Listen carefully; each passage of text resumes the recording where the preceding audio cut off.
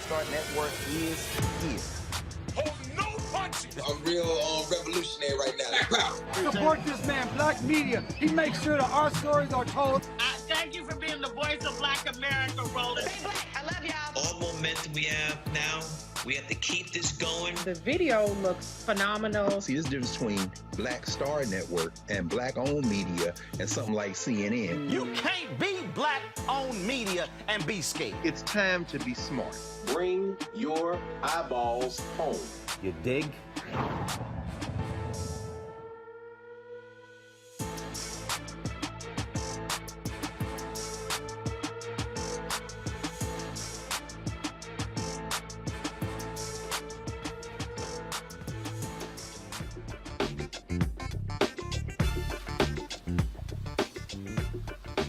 Today is Friday, May 20th, 2022. Roland Martin Unfiltered, broadcasting live from Houston, Texas, Yakes High School, my alma mater, where earlier today I awarded 3 JY students $1,000 scholarships for college. We'll show you some of that a little bit later. We live streamed that, so you can check it out on the Black Star Network app. Coming up on today's show on the Black Star Network, former Congressman Corinne Brown has reached a plea deal with federal prosecutors who are trying to retry her on corruption charges. We'll tell you exactly what that particular plea deal is. Also, the 3 survivors of the 1921 Tulsa race riot, a donor has given them $1 million. They have been frustrated that they have not been able to get justice when it comes to getting compensation, reparations for that racist white domestic terror attack 101 years ago. Next week, there's been unveiling here in Houston by Harris County Commissioner Rodney Ellis of a statue of George Floyd. He will drop by to chat with us. We'll also talk with Jelana Jones, who was recently installed as Texas State Representative. She's also running for the position. We'll talk about politics here in Houston, but also in the state. Republicans, of course, running roughshod all over this state, especially when it comes to voting rights. Also on today's show, a professor out of Florida has been reinstated after they made racist remarks in the wake of the death of George Floyd. We'll tell you exactly what that is all about, and we'll also talk about other news of the day, including Jenny Thomas, the wife of Clarence Thomas. We know that she tried to get Arizona legislators to overturn the result of the election. Why in the hell has Clarence Thomas not been impeached? We'll discuss that. And Larry Ellison, the billionaire from Oracle, also was very much involved in trying to overturn the results of the election. A lot of stuff coming out regarding January 6th and how these traitors were trying to overthrow the election. All of that and more coming up on Roland Martin Unfiltered on the Black Star Network. It's time to bring the funk. Let's go. He's got it. Whatever the miss, he's on it. Whatever it is, he's got the scoop, the fact, the find. And when it breaks, he's right on time and it's rolling. Best believe he's knowing. Putting it down from sports to news to politics. With entertainment just for kicks, he's rolling. It's on go, roll, y'all. It's Roland Martin, yeah. Rolling with Roland now. He's funk, he's fresh, he's real, the best, you know he's Roland Martin now.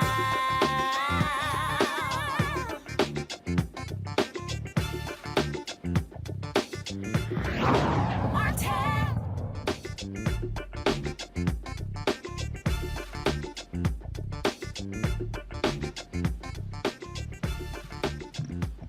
All right, folks, we are here in Houston, my hometown, Yakes High School, my alma mater, that of my parents as well.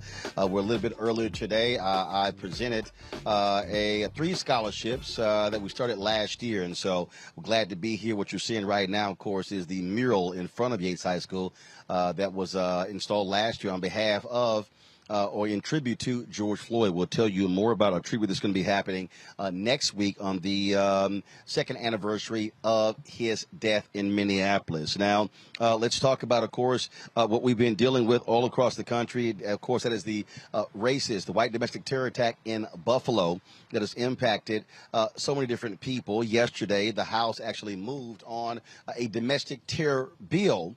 And I want to talk about that because, you know, there's a lot of people out there who were whining and complaining, talking about how the Asians got a bill when, in fact, it wasn't an Asian hate crime bill. That COVID-19 Hate Act actually helped anybody dealing with hate crimes. But this bill has been passed by the House in the wake of Saturday's massacre in Buffalo. Joining us right now is New York Congresswoman Yvette Clarke. Glad to have her back here on Roland Martin Unfiltered. Congresswoman Clarke, this bill now goes to the United States Senate. So can you explain to people, because, you know, I get these people, Congresswoman, and I'm sure you hear them, and they're like, oh, we need bills specific to black people. And people are always citing that hate crimes bill, COVID-19, because it referenced attacks against Asians, but it was not an Asian hate crime bill. It actually applied to anybody impacted with hate crimes. And so talk about this particular bill that was been passed by the House, goes to the Senate, that deals with domestic terrorism in the wake of the, of course, the tragic shooting of 10 people in Buffalo. Well, first of all, thank you for having me, Roland. It's great to be with you again. And let me just say this. One of the challenges we have faced as a Congress is the fact that there have been no real movement to classify hate crimes as domestic terrorism, that these neo-Nazi groups and the white supremacist organizations were being coddled, if you will, under Republican leadership, and they would thwart every effort that we made in the House of Representatives to really drill down and get the Department of Homeland Security to elevate those groups and all of the attacks that have been taking place as domestic terrorism. We have finally reached that point in the House of Representatives. We had the votes among the Democrats in the House, and we've moved that bill forward. Too many lives have been lost. We can go back to the parishioners of Mother Emanuel Church. We can talk about the folks that were killed in the synagogue attacks. And there have just been numerous hate crimes that targeted specifically protected groups in our civil society, minority populations. And we've finally crossed that hurdle, giving the Department of Homeland Security the authorities they need to really drill down, identify these organizations, monitor their activities, and protect the American people from domestic terrorism.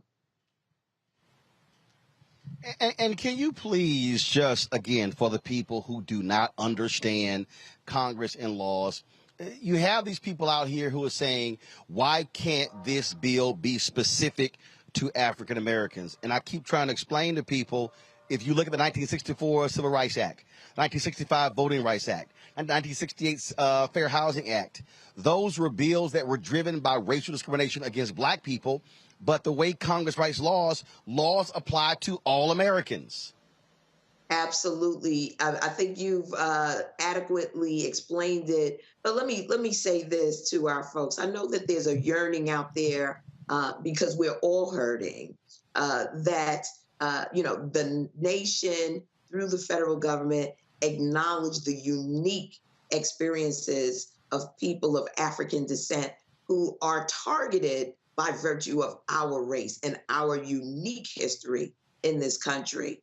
However, what we recognize is that terrorism, domestic terrorism, is focused on a number of grievances. What we've tied to this is the whole notion of replacement theory, which is what was part of the ethos of, unfortunately, this young man that drove 200 miles to Buffalo, New York, to seek out Black people. So we need to be able to keep our eye on the prize. And that is making sure that these terrorist organizations, white supremacists, neo-Nazis, that will operationalize their hatred are unable to get their missions off and kill and maim in the way they have been doing, unfettered by not having legislation in place to really, like I said, go after these organizations. And that's what we were able to accomplish in the House of Representatives yesterday. And what people don't understand is that what this does is it gives federal law enforcement additional tools to go after these groups. Part of the problem that you did not have the designation, it limited what the FBI and the Department of Homeland Security was able to do, because when we talk about terrorism in the United States, that only meant foreign terrorism. It did not address domestic terrorism. Absolutely, absolutely, Roland. And that was by design. Like I said, we have been hearing testimony in the Homeland Security Committee for years now.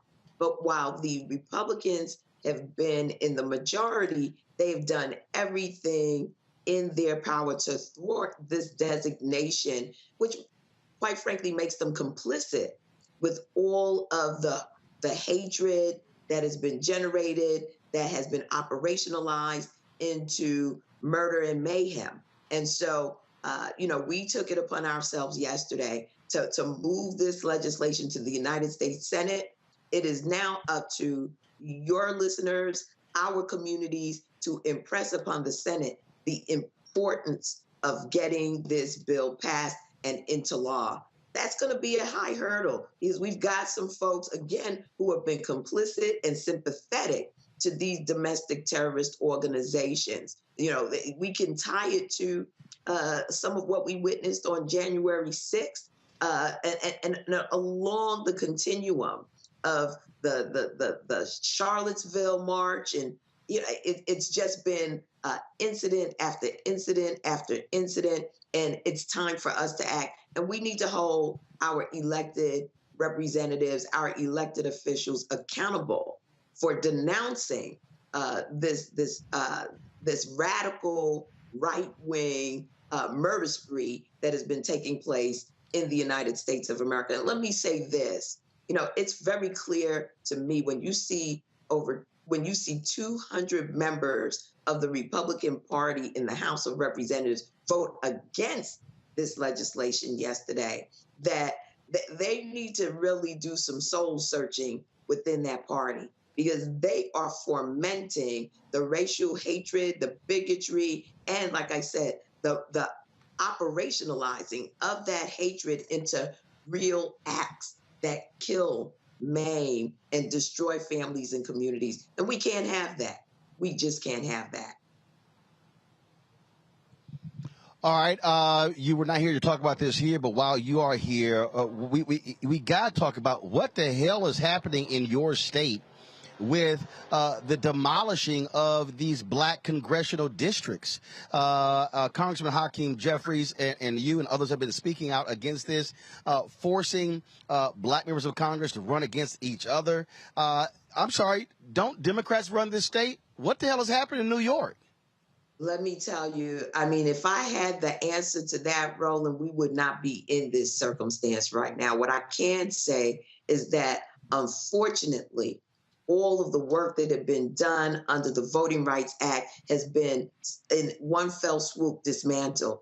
They have cracked and fractured historic core communities of African descent that had come together to elect representatives that come from their lived experiences, that can speak to the challenges that we face in our communities. And I'll give you an example. The community of Bedford-Stuyvesant, which is a community that's known nationally, has been split into three different congressional districts. That is unconstitutional. At the end of the day, our state constitution compels whomever draws the lines in a reapportionment year to make sure that those core communities are kept intact. And across the board, across the city of New York, and even into upstate New York, we see a violation of that. And that can't stand. We will not be disenfranchised by a court or by a special master. We just cannot abide with that. And so the battle is on. I don't care, Democrat, Republican, we are Americans, and we expect to have our communities protected, respected, and the value of their franchise should be just as valuable and equitable as any other community in the city, in the state, and in this nation. And so what has taken place in the state of New York is a total travesty, and we're going to fight this tooth and nail. Last question for you. I have been talking about this issue this week with a couple of candidates who are running for Congress, the issue of housing in this country. There's been a massive shortage of homes being built in America. We're seeing where in Miami, rents are going up from $3,000 to $7,000. People all of a sudden are being hit with massive increases because, frankly, those who own homes and own apartments, they are able to do so because of this severe shortage. Please share with us this affordable housing bill that you are working on in Congress. Yes, I am. I wanted to say, welcome to my world. Right, the rents have been too damn high in the city of New York for decades now, and the investment that needed to be made by the federal government, the tools that needed to be at the disposal of our Secretary of HUD were just not there. One of the elements that we recognize in the city of New York that had been really a tip of the cap to our developers is something called the area median income, which ultimately determines how housing is developed. In other words, developers will look at the area median income, and in the state of New York, for our city residents, it had been escalated as a result of our area being connected to more wealthier suburban areas, which inflated the average income of the folks within that particular area. So the city of New York was tied to Scarsdale, New York, where, some of the wealthiest people in the nation reside. And if you average out those incomes, you're going to be way above what the average New Yorker is able to afford. Developers took that and ran with it. And as a result of that, we've had a glut of luxury development in the city of New York. And as the luxury development is developed, property taxes go up. Individuals in those buildings are unable to keep up with the escalating rents that are set as a result of this AMI. So my bill asked the Department of Housing and Urban Development to look at the disparate impact that area median income has had in basically pushing the average American, the average Black American, the average person of the communities of color out of the affordable housing market, and also putting a glut of luxury developments throughout our communities, throughout our cities, and thereby this imbalance of the lack of truly affordable units that need to be brought online into our communities so that our people can be domiciled. We're seeing a spike in homelessness, not because people aren't working.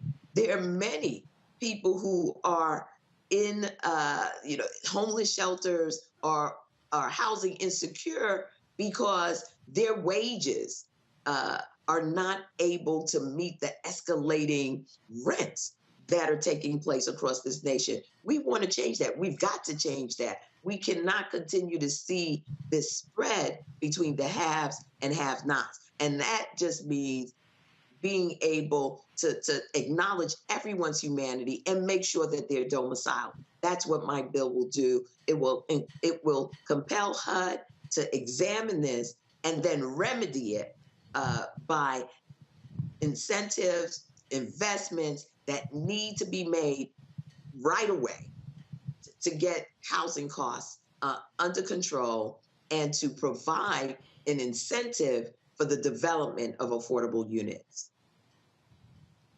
Well, this graphic here, I think, explains it all, and that is this here. In 2010, 2019, only 5.8 million homes were built. That was the lowest number since the 1930s.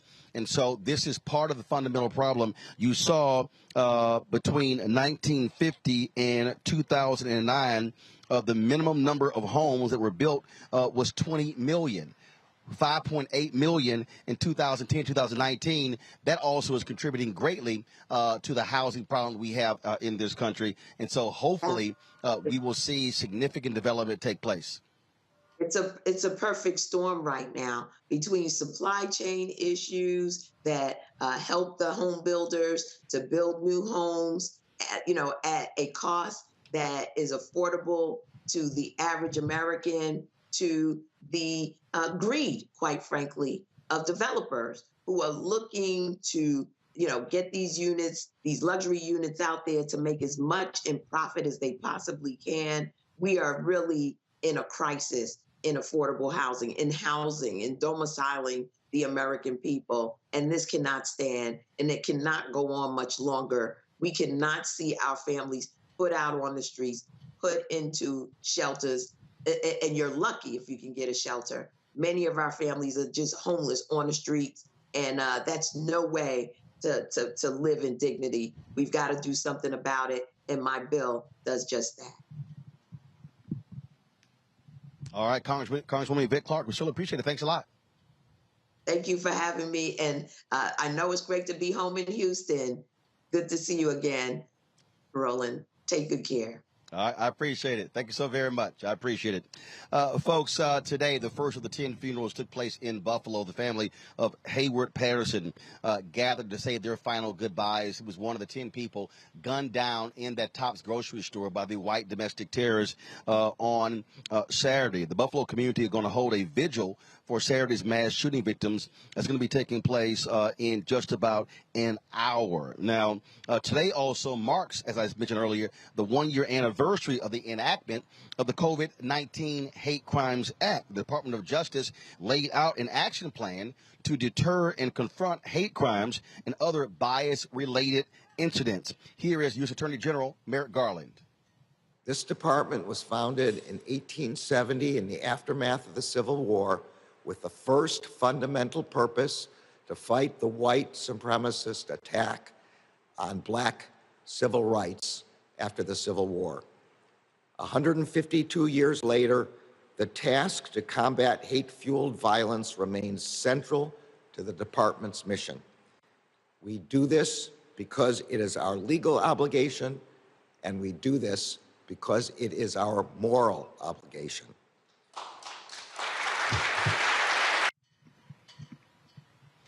Also today, several civil rights organizations met with AG Merrick Garland with regards to hate crimes and the attacks on African Americans all across this country. Let's go to my panel. Joining us is Kelly Bethea, a communications strategist, Matt Manning, civil rights attorney. We'll also be joined by Michael Imhotep, host of the African History Network show. Matt, I want to start with you. I've been on Twitter dealing with these simpletons all day. And all of these people who've been talking about the Asian hate crime bill, and all I keep hearing is, oh, the Asians got their bill. And if you actually read the bill, you will see that it does reference Asian hate crimes, but the bill is not specific to Asian Americans. It's not specific to the AAPI community. In fact, I even got somebody sitting here whining and complaining because there's a member of Congress who talked about getting $30 million in the bill to go to community groups to deal with hate crimes. And they're like, well, can that money go to black people? And I'm like, yes, the federal grant money can go to any community group who applies for it. And what's crazy to me is listening to these people who are complaining like, oh, why can't the bill be specific to us? Because it isn't.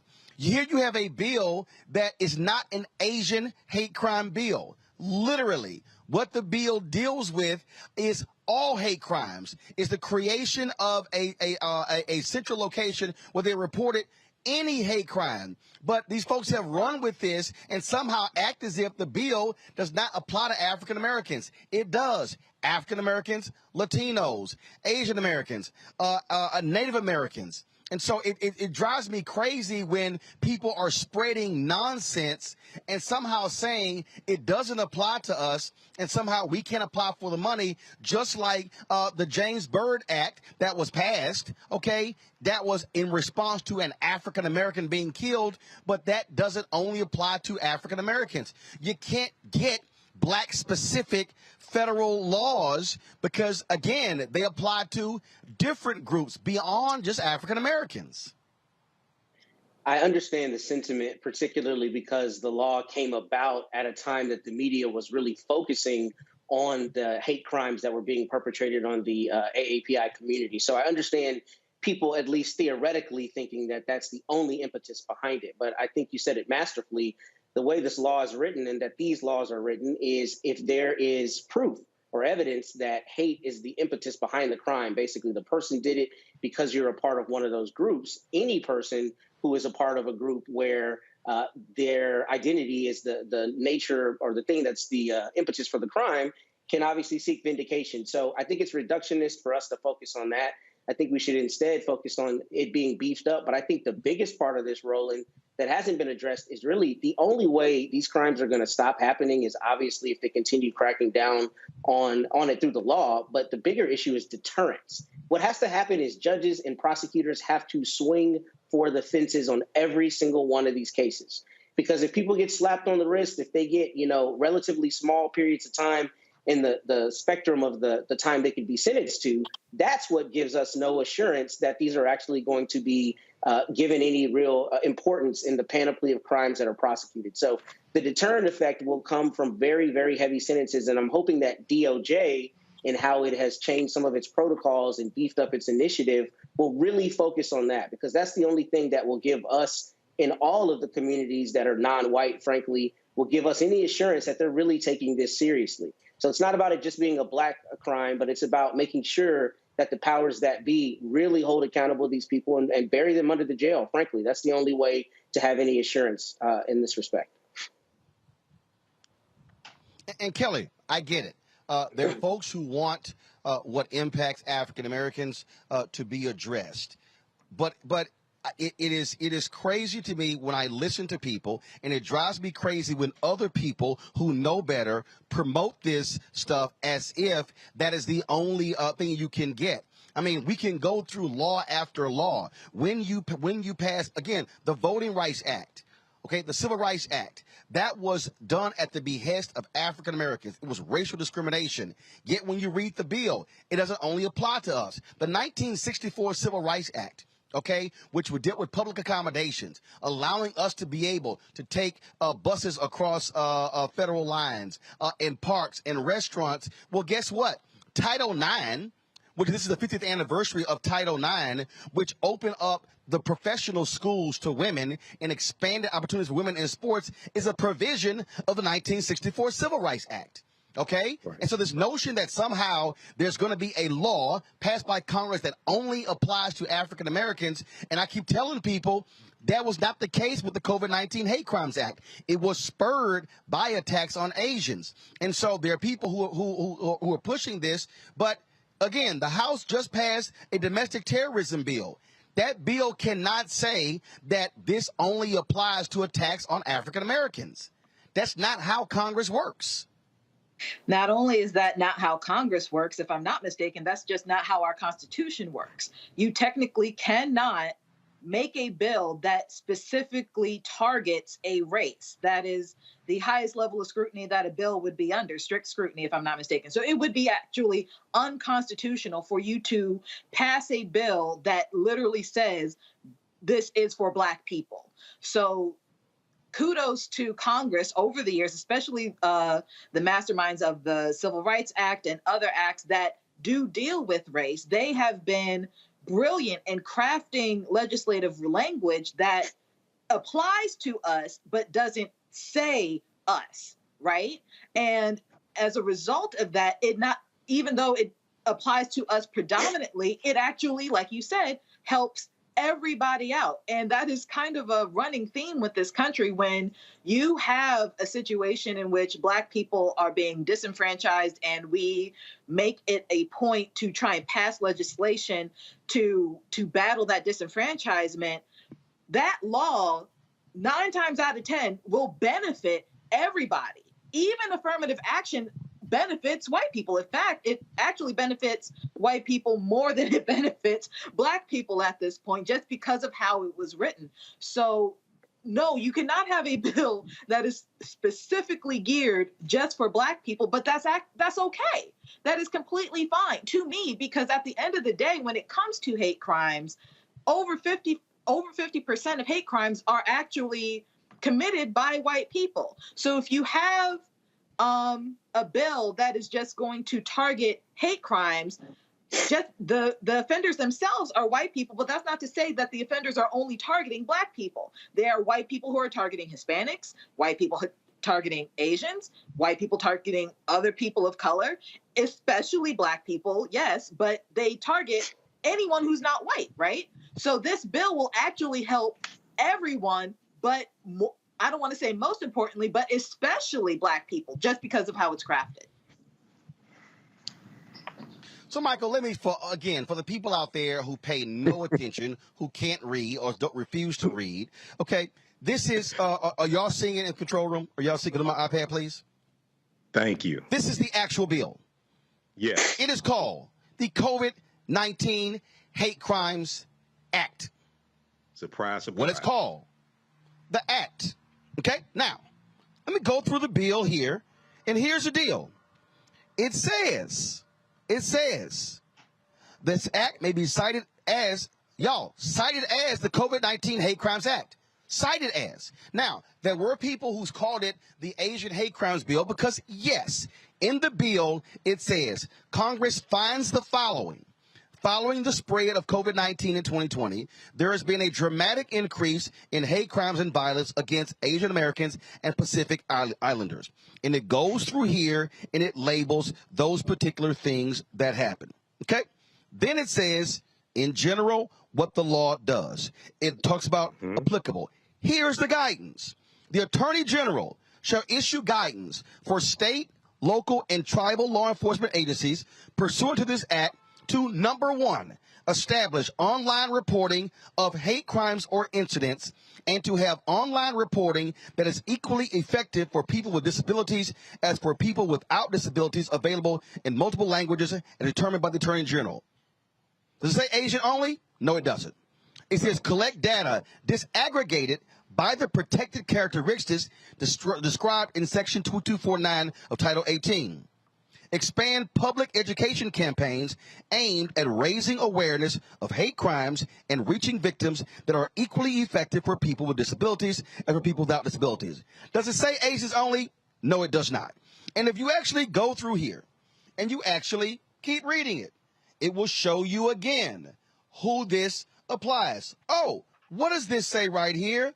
In 1990, Congress enacted the Hate Crime Statistics Act to provide the federal government, law enforcement agencies, and the public with data regarding the incidents of hate crimes. The Hate Crime Statistics Act and the Matthew Shepard and James Byrd Jr. Hate Crimes Prevention Act have enabled federal authorities to understand and, where appropriate, investigate and prosecute hate crimes. And if you keep reading, y'all, here's the bill. And I keep going. And I keep going. And allow me to keep going. Y'all are seeing the actual bill. Do you see anywhere in the bill where it says Asians only? Nope. Pacific Islanders only? Nope. Nope. I'm still scrolling, Michael. Still scrolling. Still scrolling. And yet we've got these folks who are running around who are saying, oh, this bill is only for Asians. What does this say? Adopted a policy on identifying, investigating, reporting hate crimes. Develop a standardized system of collecting, analyzing, and reporting the incidents of hate crime. Establishing a unit specialized in identifying, investigating, and reporting hate crimes. And it goes on and on. And it goes on and on. And it lays it out. Now we're at the end. So for everybody out there who keeps tweeting me this bullshit, okay, this only applies to Asians, I just showed you the actual bill and what it does. It cites the attacks on Asians, which precipitates the bill. The attack on James Byrd precipitated that bill. The attack on Matthew Shepard precipitated that bill. So can we please stop this ridiculous act of, oh, this only applies to Asians. And then all you fools who say, oh, the money that was allocated, we can't apply for it. Yes, we can. All you got to do is apply? Well, so Roland, okay, so I've gone through that bill also on the African History Network show. I'm glad you showed that. That's at congress.gov. Everybody needs to go to congress.gov. That's one of the most powerful websites there is, because this is where you go, one, to actually read what's in the bills, so you can stop listening to these simple Simon ass people on social media who have absolutely no clue what they're talking about, who are just lying to you and pimping you. Number one. Two, you can actually see who voted for the bills and who voted against the bills. So if you're a member of the House of Representatives and you're 2 members of the U.S. Senate keep overwhelmingly voting for bills that you advocate for, why the hell would you let them get voted out of office? If you're 2 members of the U.S. Senate or 1 or 2 members of the Senate and you're a member of the House of Representatives keep voting against bills that you advocate for, you need to organize and vote their asses out of office. But this goes even deeper, Roland. Number one, you're correct. The name of the bill is the COVID-19 Hate Crimes Act. It only applies to COVID-19 related hate crimes. It does not apply to race-related hate crimes. That's another thing that people don't understand. If you actually read the text of the bill, not only does it apply to any race or ethnicity, it only applies to COVID-19 related hate crimes and not race-related hate crimes. This is something else that these backward-ass people get wrong because they don't read. Now, if we look at the bill, the Domestic Terrorism Prevention Act, which just passed the House of Representatives, I think it was Wednesday. I talked about this on the African History Network show. That bill passed 222 to 203. 203 Republicans in the House of Representatives voted against the Domestic Terrorism Prevention Act that came back up as a result of the Buffalo, New York shooting where 10 African Americans were killed. Only one Republican voted for the bill. Representative, go ahead. Let's explain, Michael, let's explain why. That so-called Asian hate crime bill, if you actually read it, it ain't a lot in it. It's not. It's weak. It's really a bill about reporting. Okay? Yes. So people like, ooh, they swiftly passed it. Well, why do you think they swiftly passed it? Because it ain't nothing in it. Now, the bill they just passed actually has a lot more teeth in it and deals with it. And then, of course, and then all the people, ooh, some fool, Uncle Roro working hard for the Democrats. No, dumbass, I'm working hard for black people. Because here's the deal. The bill that's passed has an impact on black people. Now, if you saw you simple Simons out there, if y'all want to see them play this game, you can see, here's the game they're playing, Michael. They ain't passed nothing for us. Then they pass a bill dealing with domestic terrorism. Oh, well, you just sitting here speaking for the Democratic Party. Well, who the hell just passed the bill? Well, let's go even deeper, You just Roland. said how many Republicans voted against it. 203. 203. So but here's my whole deal. It's 2 parties. It's 2 parties. Who the hell gonna vote for or against? So if somebody say, oh, you're tired of the Democrats, did they pass the bill? These are the same simple Simon Negroes who go, the CBC, they ain't doing nothing.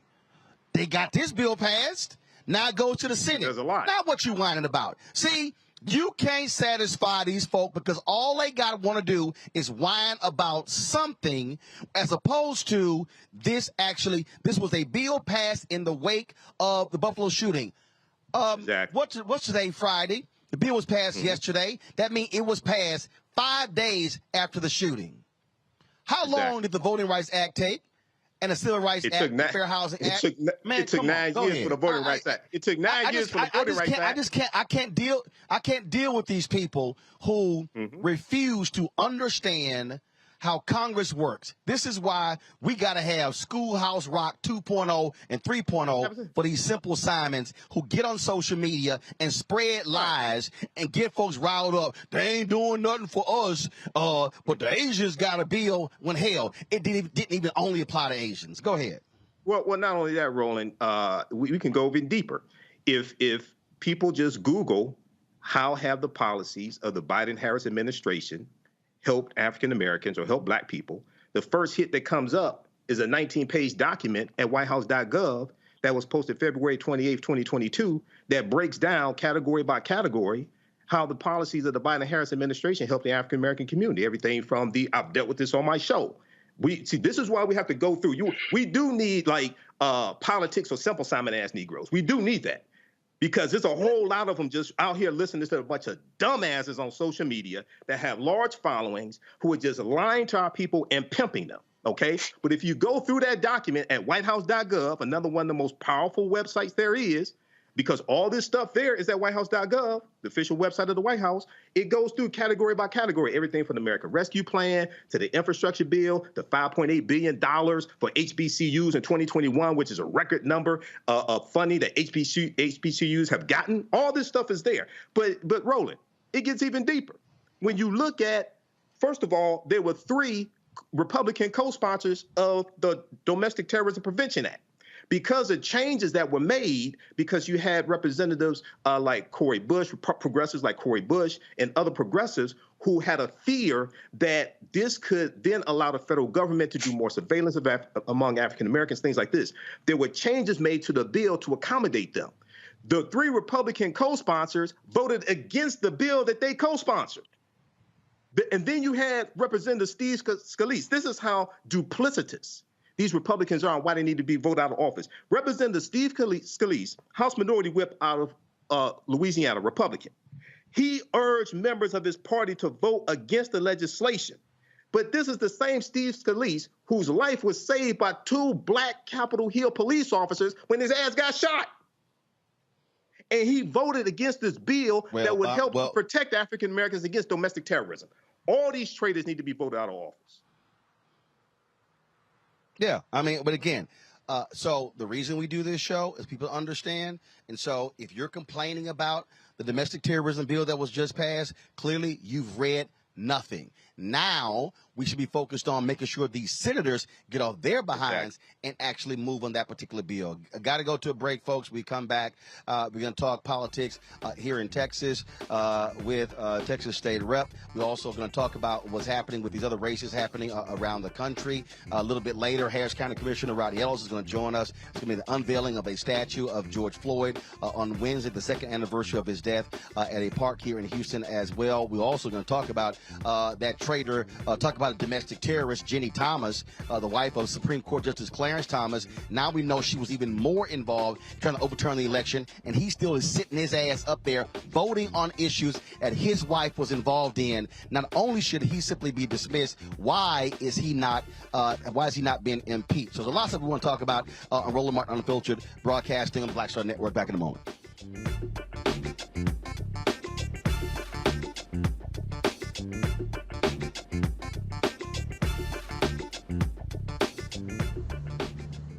Next on A Balanced Life with me, Dr. Jackie, summertime when the living is easy, or is it? Summer vacations, class reunions, kids in summer camp, all fun, but stressful. You need to get into a summer mindset and have a plan. Oh yes, our panel gives us their favorite summer planning hacks. On the next A Balanced Life with Dr. Jackie here at Black Star Network. Pull up a chair, take your seat. The Black Tape with me, Dr. Greg Carr, here on the Black Star Network. Every week, we'll take a deeper dive into the world we're living in. Join the conversation only on the Black Star Network. Carl Payne pretended to be Roland Martin. Holla! You are watching Roland Martin, and I'm on his show today, and it's what? Huh? You should have some cue cards. Hey, what's up, y'all? It's your boy Jacob Lattimore, and you're now watching Roland Martin right now.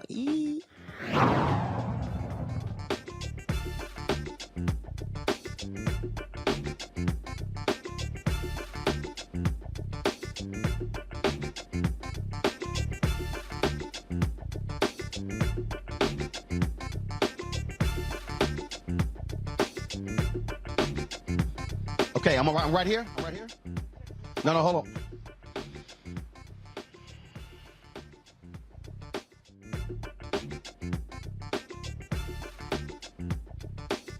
All right, folks. All right, folks, welcome back. Roland Martin Unfiltered, broadcasting here in Houston, Texas, at my alma mater, Yakes High School, where earlier I handed out 3 scholarships to some deserving students. We're going to show you a little bit of that later. Right now, we're going to talk politics here in Texas. We were in Dallas on Wednesday, talking with Texas State Representative Jasmine Crockett, who is trying to win the seat to replace Congresswoman Ida Bernice Johnson in Congress, who's retiring. We talked to her opponent yesterday, Jane Hamilton, on the show as well. So those congressional congressional races, but you also have runoffs taking place on Tuesday, state races, local races. We're always talking about that, and so we're talking to a couple of candidates right now. Joining us right now is Jelanda Jones, Kim McTory. Now, so Jelanda, explain that. So first of all, you used to be on the city council and the school board. So you were telling me you running for state rep, but you just got appointed. What the hell are you talking about? First of all, I did not get appointed. I actually was elected. Okay.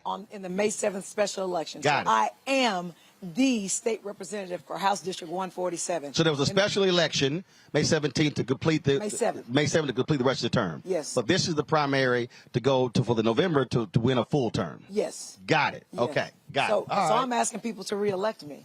Okay. All right. Well, see, look, when you on the phone, like, I said, just come by, and then you can explain all that when you come. I'm like, you trying to tell me all real quickly.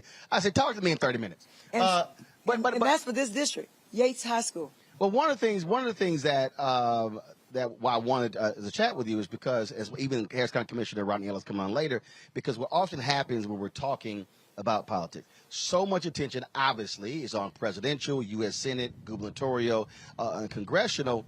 But the reality is most people are greatly impacted by local politics, that state rep, that state senator, that DA, that judge, that county commissioner. Yet when you look at those voting totals, those numbers go way down when you start going further down the ballot.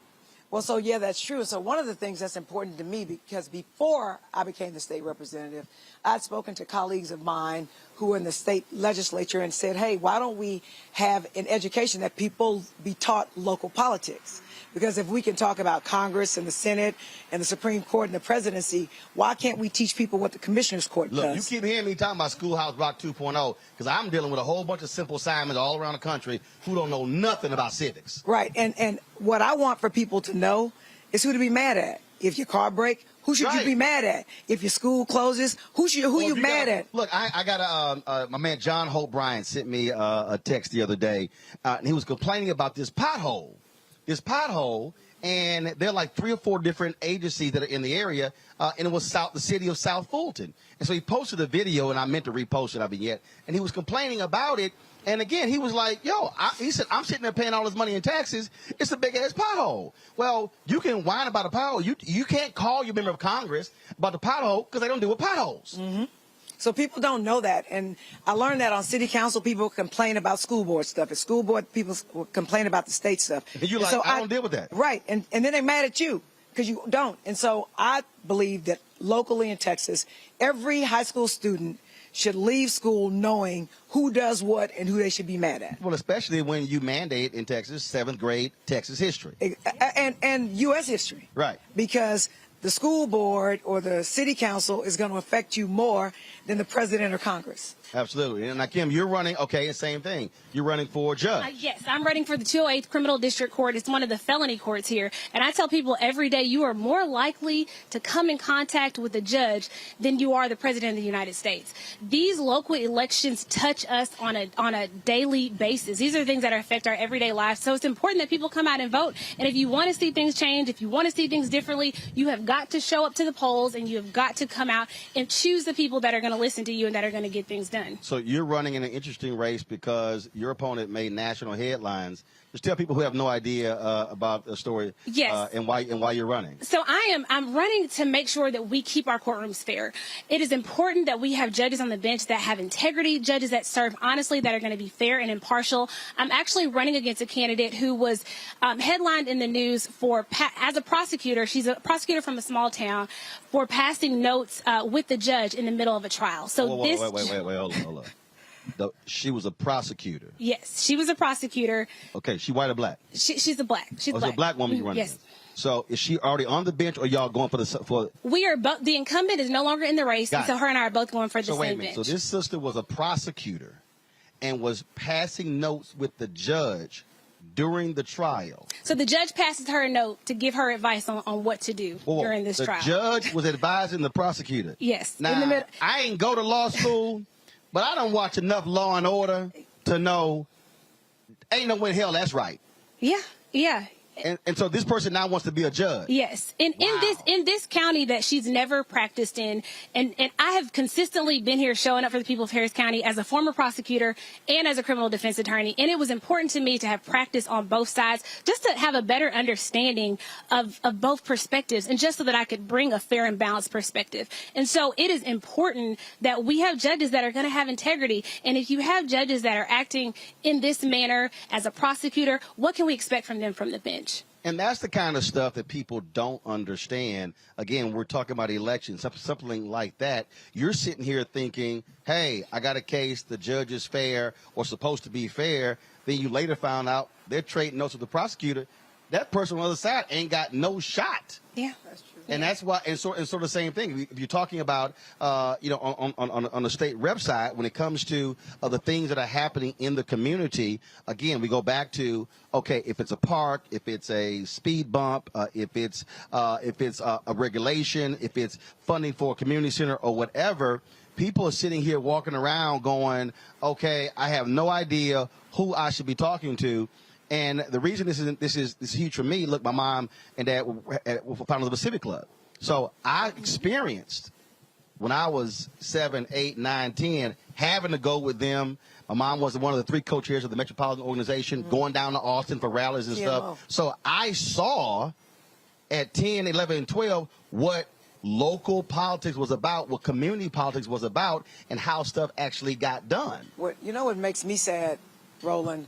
I'm from 3rd Ward, you from 3rd Ward. I grew up in Clinton Park. You know what you did, but you went to Yakes. But because of School of Communications. Right, but you understand the history of 3rd Ward. Yeah. Right? And so what bothers me is we have been disadvantaged, like they've not paid attention to us, now they pay attention to us. Representative Coleman understood, because he was elected, that people were trying to take land in 3rd Ward and gentrify the neighborhood. So he was able to accumulate land through a TERS and a management district so that we could keep 3rd Ward affordable for people like us. One of the things that's disappointed me the most is people are asking me, what are you going to do with that land? Because they want to gentrify 3rd Ward. Not, when are you going to get more grocery stores in 3rd Ward so we can have access to fresh fruits and vegetables? When are you going to help us get access to health care? Because we don't have health care. Right? And so, the people on the other side, all they care about is the land that the state rep. But also, when you say the other side, that sometimes includes black people.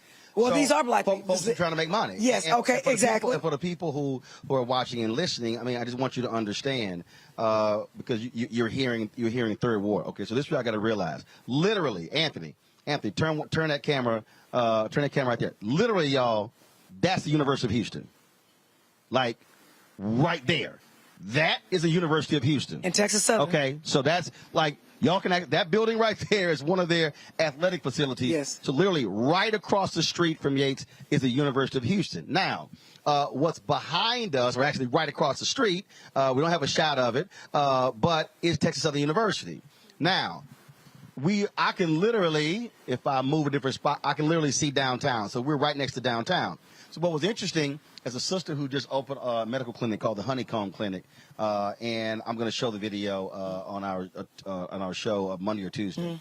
And I was talking to this one woman. She said, "Greater 3rd Ward." I said, "Oh, hell no, it's 3rd Ward." I said, "Don't come with that Greater 3rd Ward and shit," because what happens is, that whole point about gentrifying, then I'm seeing signs called Midtown. I'm like, y'all, that's 3rd Ward. It's 3rd Ward. I'm like, can y'all stop? Even though we right across the freeway, this 3rd Ward. But the freeway didn't used to be there. Right. That's what I'm saying. And so what people don't understand, the reality is this has been one of the most successful, poor and successful black communities. Black politics came out of 3rd Ward, economics, protests. All of that came out of here. And so you're talking about all of a sudden the encroaching, and all of a sudden these 3 and 4 and 500 and 600,000 $1 million plus homes all of a sudden cropping up. And the reality is, we're not able to be able to afford to live here. We can't. Somebody got to make sure that we're not being pushed out. That person is me, because my opponent is a realtor and sells $1 million homes in 3rd Ward, and so many people they can't afford their property taxes anymore. So they are being pushed out. And when I'm elected, I'm already elected. When I'm reelected, I'm not going to allow that to happen. So people, just because somebody is our skin folk, does not mean that they are our kinfolk. And I'll leave it at that. So we need people to tell the truth. If people are doing unethical things when they're not elected, like not filing reports, because transparency is important. You want to know what people doing with their money, where they got it from, who they owe. When you're not filing your filings on time, when you're not putting things on your ethics reports, that tells you if you're doing that and you're not elected, what's going to happen when you are elected. And I think that's important. And some people will say, oh, you shouldn't say that. No.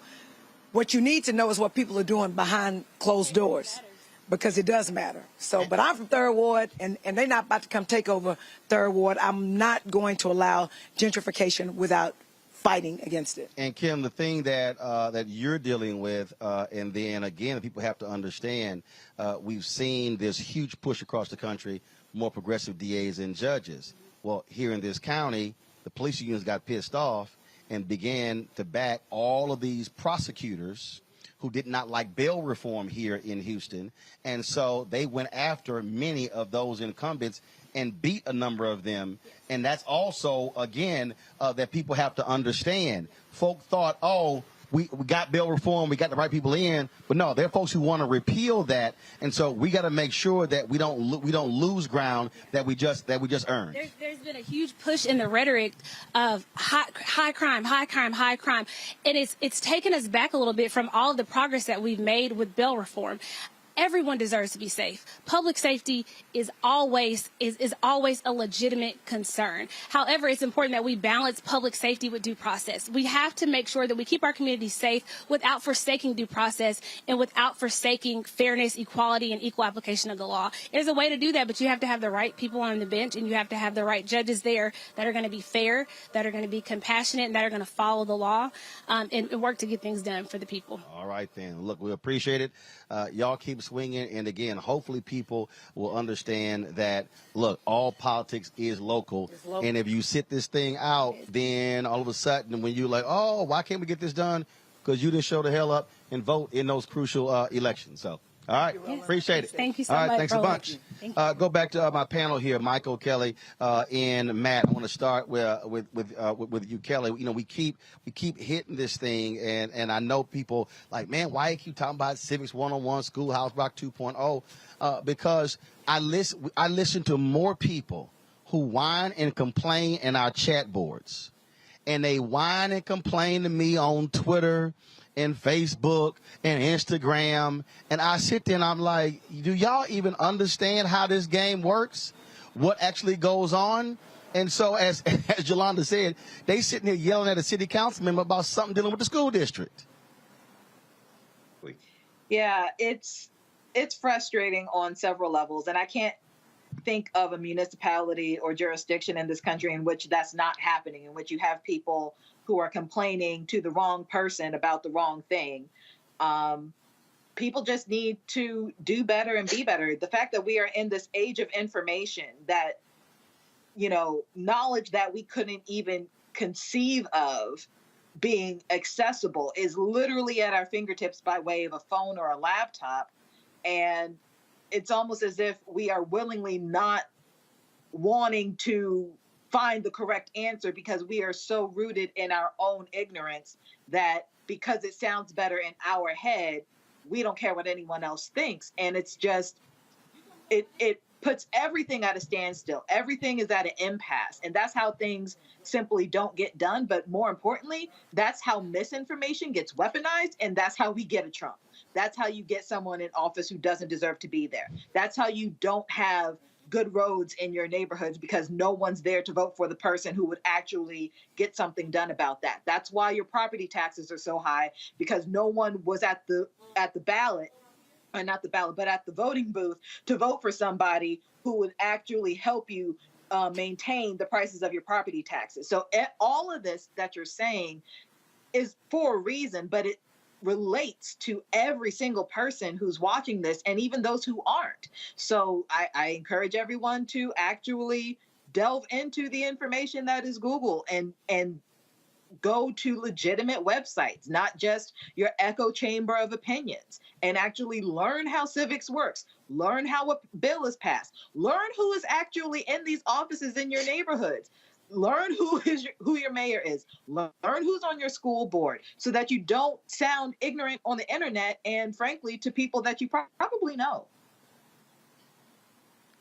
Matt, and again, one of the reasons why I'm so passionate about this and I get so frustrated with it, again, is because, look, my parents never went to college, okay? My parents, both high school graduates, but they cared enough about their community. My dad, well-read, hell, watches 5-6 hours of news a day, reads the paper front to back. My mom, in terms of well-read as well. And so it's not a matter of person going to college. It's a matter of how they care about their community. And so for me, growing up, I literally, my entire life, people are like, well, you know, what you know about politics? Well, because there were politicians who were in our house. We were going to meetings. I remember testifying before the city council. I think I was in the 9th or 10th grade opposing cuts to our parks and pools when it came to the budget. I remember literally challenging our city councilman, Ernest McGowan, at a bazaar at our Catholic church, Our Lady Star of the Sea, and he was looking like, who in the hell is this young kid? And so I witnessed that. I witnessed, again, going to City Hall and going to the Texas State Capitol, where they were having rallies and protests and going to town halls, mayoral debates. And so understanding how these things work, and what frustrates me the most, because I covered city council and I covered county government, is that I remember sitting in these committee hearings where the committees were deciding on things before they went to the city council and no black people being there. Mm-hmm. And it's not until all of a sudden something blows up and then folks got a megaphone and they're standing outside and I'm sitting here like, where in the hell y'all been? These folks been down here talking about this stuff for 6 to 8 weeks and you're just showing up. And so this is why I'm always saying to people that the election is the end of one process and it's the beginning of another. We've got to stop this whole nonsense of, oh, well, I voted, so you go ahead and do what you said you were going to do. No, you got to stay on somebody's behind because that's what other people are doing. And so that's what sort of drives me crazy and why we spend so much time on this show really trying to educate people and get them to understand how they have to be involved, because you can't keep complaining about what we don't have if you don't understand how to get what you say we need. I don't disagree with any of that, Roland. I think you're 100% right. But I think we need to be a little more nuanced, if I'm honest. I don't want to put all of the onus on the people, because a lot of times people in office recognize that people don't know the processes and they leverage that to get through whatever it is they want to get through. A lot of it is about communications. People, yes, need to be involved. They need to read. You don't need an education to understand the basic processes and most importantly, to be involved. But I think we also have to require that those who serve us make the information as easy to understand as possible. I'm a lawyer. Sometimes I read things, I read bills, and they're arcane. I got to read it twice to understand it myself, and I'm blessed to have an education. And I think some of that is weaponized against the people, if I'm honest. So I think we also have to require that the powers that be who serve us make the information, especially important information, as easy for people to understand as possible, because the reality is people are not always going to be applying the focus that they should be, but they are nonetheless affected by these decisions. And yes, they have the onus on them to understand what's going on in their community, but I think the onus is also on those who serve us to make it understandable. We've got an alphabet soup of various, state agencies and government agencies who serve us and all the different grants. And yes, people can find all that information, but sometimes that stuff is buried purposely. So the only people who find it are the very few who know where to look for it. And I think that in and of itself can be insidious. So I think it's also incumbent on them to make that information as widely available to the people they serve and not to weaponize that, which we often see. But okay, I get you. But here's why I'm going to disagree. And this is why I'm going to disagree, Michael. It's because when I say the onus is on us, who do you think votes? See, again, right. We're voters. They're the politician, okay? You got politicians, some will say whatever they say to get elected, knowing we're not going to show up. But I have seen it with my own eyes what happens when people are showing up on a regular basis. I have challenged the Divine Nine for years, and I've said this here. How in the hell in a lot of these cities you've got 3 and 4 chapters of alphas and deltas and AKAs, and you got omegas and sigmas, you got all these different groups. And I say school board meets once a month. Okay? So let's say they don't meet in December because of Christmas. All right? So let's say they skip another month. So that's 10 months. It's 9 divided 9 groups. What do you think happens if all of a sudden, if 1 month, 100 dudes show up in purple and gold? Then the next month, 200 women in red and white. Then the next month, 100 dudes or 200 dudes in black and old gold. Then the next month, 200-300 women in pink and green show up. All of a sudden, every month, you're going to have some school board members like, did anybody tell me what the hell? We didn't get the memo? Like, what's going on? And so what now happens? And again, I'm talking about literally saying, alphas, pick y'all month for the year to show up to the school council, to the school board meeting. Then Eastern Star, pick y'all month. Masons, pick y'all month. Links, pick y'all month. Then we got church groups. Now all of a sudden, we're not only responding when they're going to shut something down. Right. We're responding before they even think about it. And so that's why groups matter. This is why we must join organizations where they are sending people, to your point, Matt, who are getting the information, who are breaking it down, who are explaining what's going to go, okay, now I understand. What's going to be the impact of this bond election on our area? Oh, the bond election, they're going to build a new school. Well, what is it going to entail? So we have bond elections, Michael, and very few people vote.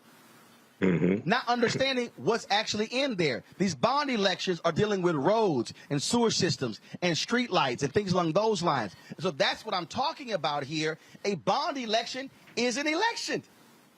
Right. And so what I'm saying to our community, the people who want stuff done, they're showing up, unfortunately. And take this from somebody who literally has been a city hall reporter and a county government reporter. I've only seen African Americans show up in response to something shutting down, as opposed to a proactive response saying, we want this. Yeah, Roland, and one of the reasons why that takes place is because most of us don't understand how government works, whether it's federal, state, county, or city government. So we're always responding to a crisis. We're always responding to a fire. And one of the, when you look at a lot of the protests that take place and protesting against police brutality or things like this, it's like, okay, do you realize that everything that you are protesting about involves politics? Politics is the legal distribution of scarce wealth, power, and resources, and the writing of laws, statutes, ordinances, amendments, and treaties, their adoption, interpretation, and enforcement. So if you want changes to the police department, you want changes to policing, you want people to have set up a line for non-emergency, you want a mental health expert to come out as opposed to police, things like that. You have to have you have to vote the right people in place into political office to actually make those changes. And a lot of times our people, confuse activity with productivity and just deal with protesting, but don't understand the steps that are needed to actually bring into fruition what it is that they say that they want. So this is why we have to understand politics from city to county to state, federal government, because everything that we complain about, everything we call into these radio shows, I do radio here in Detroit, 9:10 a.m. WFDF, everything we call in the radio shows all day long, 99% of that we complain about deals with politics. Okay, and if we understood this and understood the law, and first read the U.S. Constitution, because most Americans don't understand the U.S. Constitution. Once we understand law, then we understand how to leverage our economics to enforce our political agenda, and then we could change this very quickly. Again, I'm just trying to get people to understand what's going on here. All right, folks, got to go to a break. Hey, you're watching on YouTube right now. Y'all hit the like button. We should easily be at 1,000 likes. If you're watching on Facebook, you should be hitting the like button, the share button as well. And, of course, we want to see you. You're on the Black Star Network. Be sure to comment. All right, folks, we're going to go to a break. Be sure to download the Black Star Network app. Apple phone, Android phone, Apple TV, Android TV, Roku, Amazon Fire TV, Xbox One, Samsung Smart TV. Please support our Bring the Funk fan club. Your dollars allow us to be able to travel. Look, nobody brought me here, okay? Nobody sponsored this trip. Nobody is paying us. And so your dollars allow for us to be able to come here and talk to people who are running for office and do things along those lines. That's why we are here. So please join our Bring the Funk fan club. Send your check or money orders to P.O. Box 57196, Washington, D.C. 20037-0196. The Cash App is $RM Unfiltered. PayPal is R Martin Unfiltered. Venmo is RM Unfiltered. Zelle is Roland at RolandSMartin.com. Roland at RolandMartinUnfiltered.com. And I'm going to tell you right now, look, there's a lot of people out there who are talking a lot of nonsense, but they ain't out here doing what we're doing. They claim to be black media. They claim to be new black media. They claim to be legacy black media, but they ain't covering the stories that we care about. That's what we're doing, honest and unfiltered. So we certainly appreciate all of you here. We come back. We're going to talk about Jenny Thomas and how she has been trying to get these Republicans in Arizona to overthrow the 2020 election. Why is her husband still on the Supreme Court? Still voting on issues dealing with that. Plus, we'll talk to Harris County Commissioner Rodney Ellis about a big tribute happening on Wednesday here in Houston on the 2nd anniversary of the death of George Floyd. You're watching Roland Martin Unfiltered right here on the Black Star Network, live from Jack Yates High School in Houston.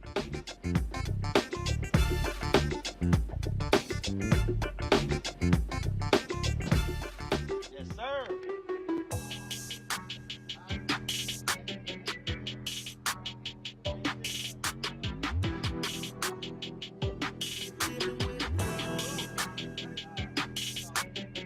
Hey fam, Patrol Grooming is a black-owned men's grooming company that delivers on this promise every day to men everywhere.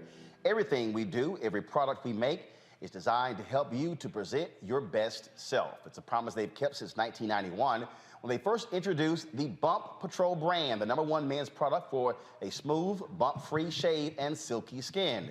Millions of customers count on their exceptional skincare products, which can be found at more than 30,000 retail stores in more than 50 countries around the world. Now you can have exceptional beard and skincare products that are as unique as you. Fellas, as we prepare to head back out into the world as COVID restrictions are being lifted, it's time to get our groove back. You can visit patrolgrooming.com to order a Patrol Grooming Box and do this. Use the discount code #Roland30. That's #ROLAND30 for a 30% discount at the checkout. We appreciate Patrol Grooming being a partner with us here at Roland Martin Unfiltered and the Black Star Network. Hi, I'm LD Barge. Hey, yo, Peace World. What's going on? It's the Love King of R&B, Raheem Devon, and you're watching Roland Martin Unfiltered. Then I went to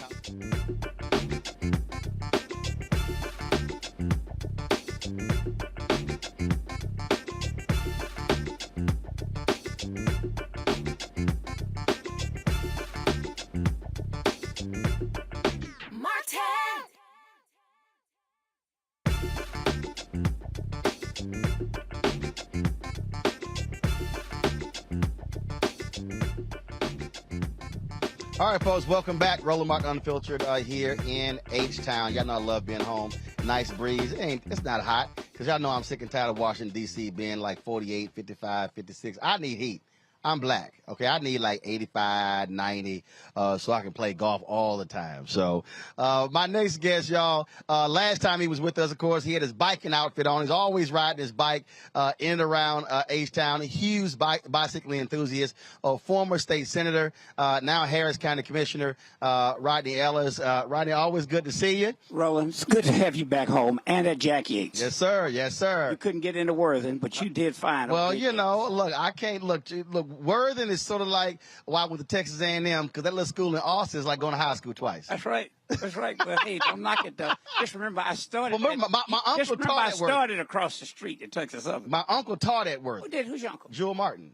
I didn't know. Yes. Yeah, Mr. Martin was your. Taught for 3 decades. Oh yeah. Yep. Didn't he do photography? No, he was what was he, math or something like that? I don't know how it was math because I didn't understand math. But he did a lot of the interscholastic stuff, like with the debate team. He did a lot of stuff. All that. Mentoring us, particularly people like me. All that. So, yeah. So Good to have you back home now. He had the patience for teaching, not me. That wasn't going to happen. I put a kid in a locker. That's not going to happen. I want to give you a little bit of history just so you know. The first president of Texas Southern, Texas State University for Negroes, when it was established in 1947, was A.E. Norton, who came out. He was the highest ranking black in the Houston Independent School District. He had a master's degree from California, I think USC. And it made him the acting president of Texas Southern. And then once the school of Texas State University for Negroes for a couple of years. And then he went back into administration and ended up at Worthing High School for a long time. Well, it's interesting. I was talking. Anthony was with me, and he was asking me about when we were driving around, and we were talking about University of Houston. He's like, "Man, TSU right here." I said, "Yeah." I said, "Because we couldn't go to the white schools. That's why they created TSU." Well, yeah, Scott was the dividing line. You know, historically, and one school could not cross the street to the other one. Now, with time, that has changed somewhat, but Texas Southern is actually older, because it was established in 1947. So make the argument, and I'm so proud of U of H. It's one of the more diverse campuses around, but a lot of neglect was left here by what was created in 1947. Hey, but some great stories came out of Texas Southern. Barbara Jordan, Mickey Leland, Craig Washington, Rodney Ellis. We've done okay.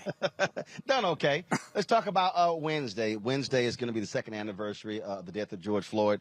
Y'all can roll that video. Was out in front of us, in front of Yates High School. It's one of the street murals dedicated to George Floyd. It's number 88 jersey. They painted this on the street.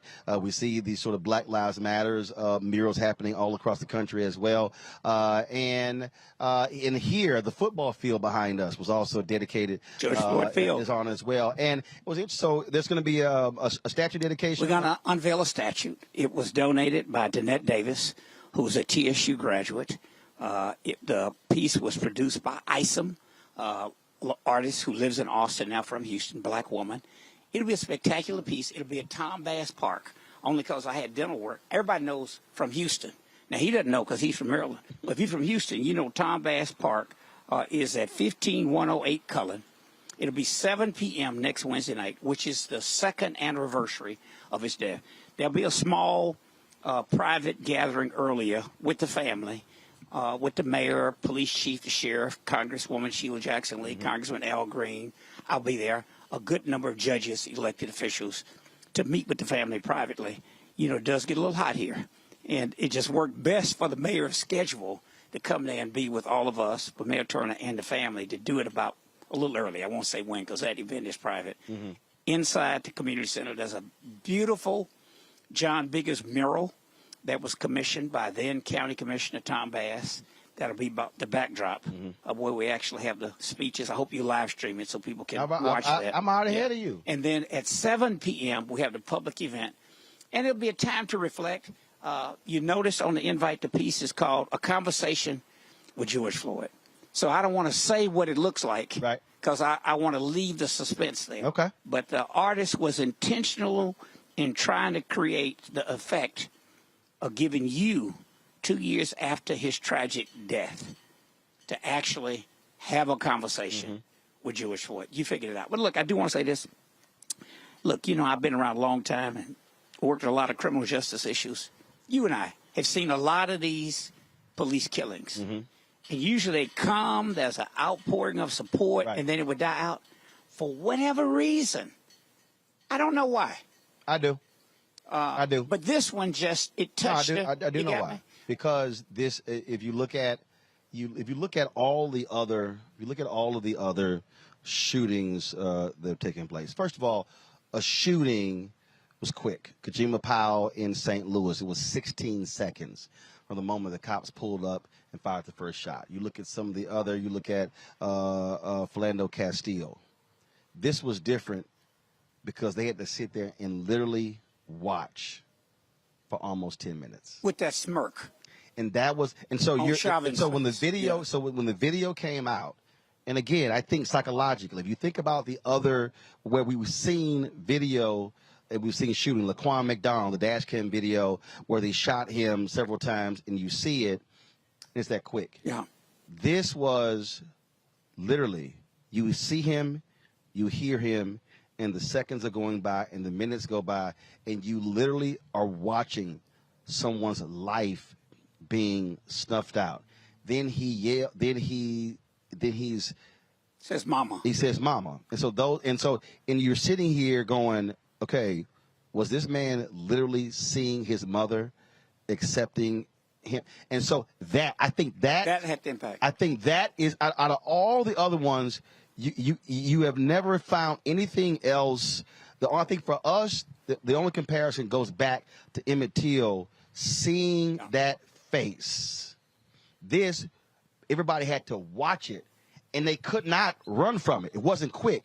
They had to watch the video, and I think that's the difference. Well, that's that media training that you have. But look, here's my point.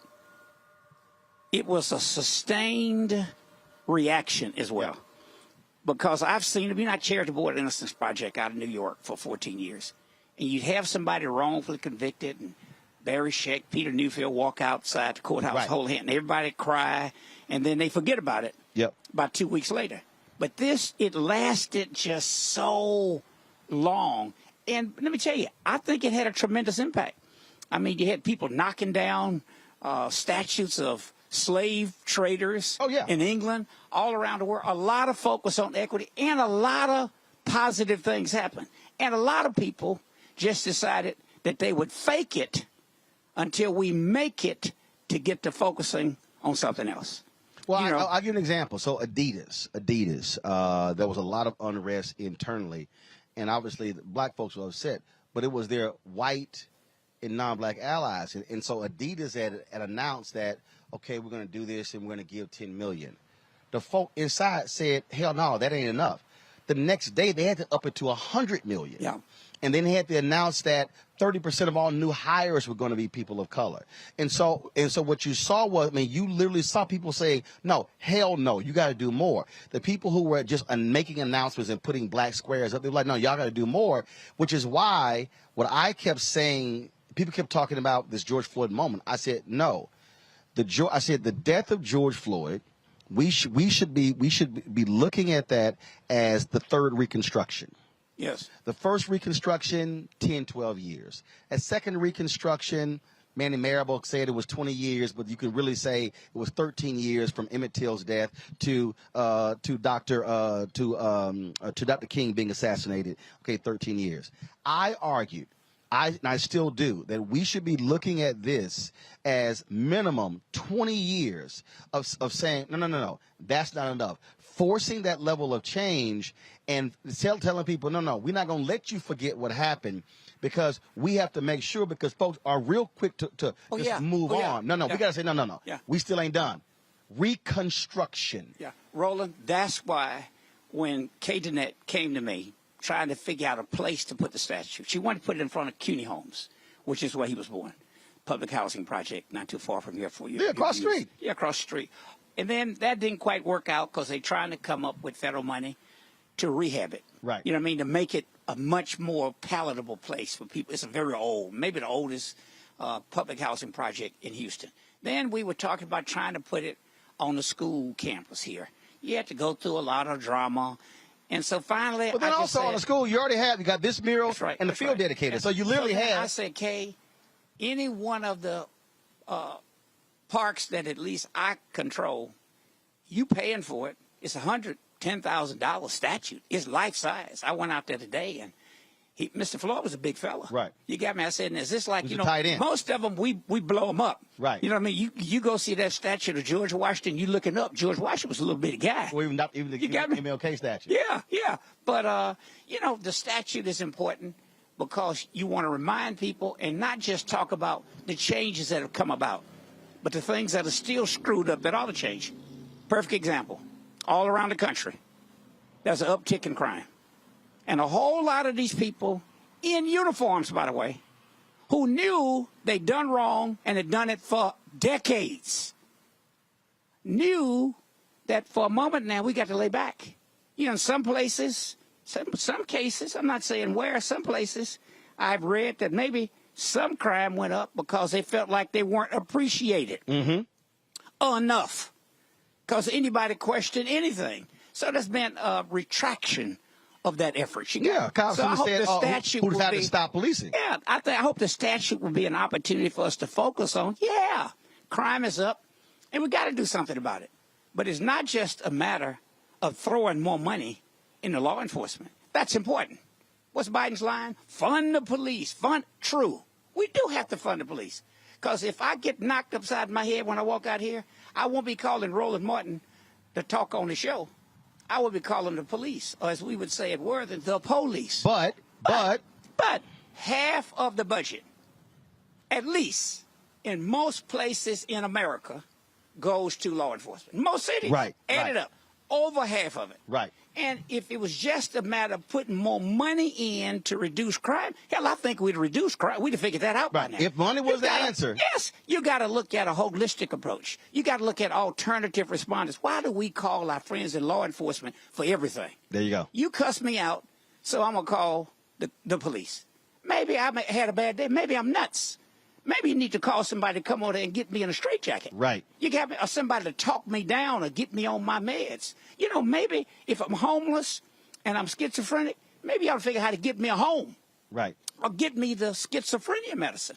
You know, we got to look at a host of things. We're doing these violence interruption programs. You know, it's trying to get people who came out of that culture. Hey, it's a version of what Mr. Floyd was doing.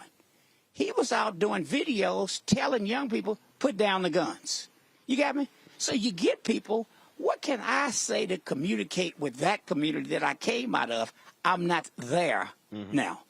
So you got to spend some resources, some training on violence interruption programs. And every county jail or city jail in America ought to not be the largest public health facility in that town.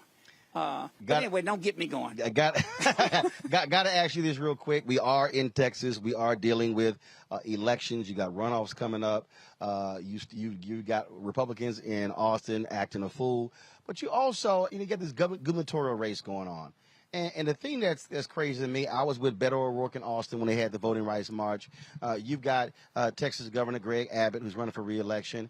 You literally still have a power grid crisis. Oh, yes. And I'm trying to figure out why in the heck this is not the energy capital of the world. Right. This is Texas is the energy capital of the world. Houston is the petrochemical capital of the world.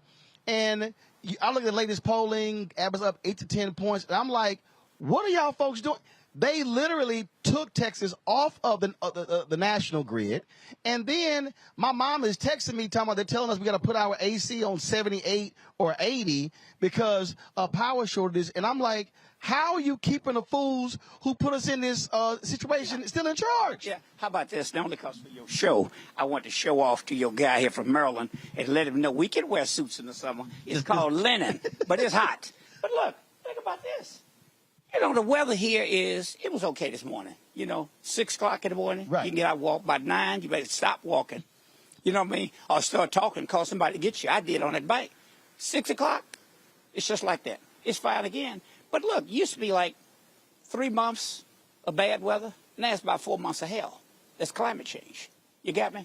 But who would have thought in Houston, who's known for a lot of things, a winter freeze is not one? There are consequences to elections. That was Clinton's line. Consequences to elections. You get what you vote for. So you put folks in, even before Trump hijacked the grand old party, that was a time, look, I'm a Democrat, but that was a time it really was a grand old party. I'm not making a partisan comment. I point out, hey, some of my my most significant role models were Republicans. So were yours. Frederick Douglass, Harriet Tubman, They were Lincoln Republicans, so you got me? Right. But look, you got Trump, who's driven them crazy, but Texas was already crazy. That far right element, who win on the basis of a little soundbite. Don't focus on policy. Sometime I remember once the Lieutenant Governor Bob Bullock, remember him told me, Rodney, any fool can pass a tax cut. You got me? Now, it takes real substance to tell people, you want better schools, you got to pay for them. You want better facilities? You got to pay for it. You want a better government? You can't just pray for it. You got to pay for it. So I remember saying, man, that's such a good idea. I think I'll do my tax cut. Bush was getting in. He's going to cut taxes. You know, he's going to run for president. So what better way? Hey, cut the property taxes. By the way, start with that. That's how you fund local government. How you fund county government. That's not how you fund the state government. That's the sales tax. Most regressive of all. I put it in the sales tax bill to cut that a little bit. Well, all hell broke loose because poor people pay a disproportionate share of it. But look, we got a weak power grid because we didn't invest in it. Right. You know, it's a source of pride. We Texas. We bold. We got our own grid. You had your own freeze. You got me? And folks died. Record number of people died. You know, how about this flood? You know, most of these auto emissions, y'all joke with me on my bike. Did you know, in this city, a third of the trips that we take in our car are less than 3 miles. Another 20% are less than 5 miles. If you want to lose weight like I'm trying to do, if I have to get on that treatment, that Ozempic, singing that song, I'm trying to lose this weight. Right. I'd be better off if I walked 5 miles in my office, took a shower, and go on to work. You got me? So we got to do something about climate change. We got to change the way we live. We got to change the way we eat. We got to change the way we vote in Texas and around this country. Right. But yeah, I mean, look, I hope I'm doing everything I can to help Beto O'Rourke. It's time for Abbott to go. It was time for Perry to go. I mean, look. And it's time for Patrick to go. It's a pastime. You know, but it's so easy if you just fall for a soundbite, a show trick. Right. It's a joke. It's ridiculous. Well, and people, they're trying to hold on to power. That's what the voter suppression is about. Jim Crow too. They're trying to hold on to power. I just finished this book, Civil Rights Queen. I did the audio book. You ought to get it. Now, I was listening to one by former Senator Doug Jones about the bombings. 16th Street Baptist Church. At the 16th Street Baptist Church. And it's just amazing to see Jim Clarke, a lot of the tactics that they are using today with impunity. Jim Clarke did it with impunity too. But look, man, please get the word out. I hope folks will come. It'll be the first public viewing. If they can't make it to see the George Floyd statue on Wednesday, they can come Thursday morning, regular park hours. I've already communicated with your staff, so we'll be live streaming it on the Black Star Network. Good. See, when you own your stuff, it's different. You can do that. That's why I'm always telling my daughter, you mentor my daughter. She's back up, Nicole Ellis in D.C. I don't want to get in trouble. PBS NewsHour. But you just tell her one day I want her to be like you. So you mentor my child. All right, Doc. All right, thank you. Always good seeing you. All right. I appreciate it. Call me. Let's get together. Yes, sir. Folks, we're going to go to a break. Roland Martin Unfiltered on the Black Star Network. Why is it so hard to see Panther? What's the deal? Wow. I mean, if you go to Amazon, I think I tried. So I have a collection of That's a hard movie. They charge you DVDs. $300 on Amazon. I was like, I'm not about to pay no $400 for a VHS copy. What's the deal? Man, it is interesting, Roland. It is the movie they don't want you to see. Power to the people. It's funny. I made New Jack City. You can get it anywhere. Pasta, you can see it anywhere.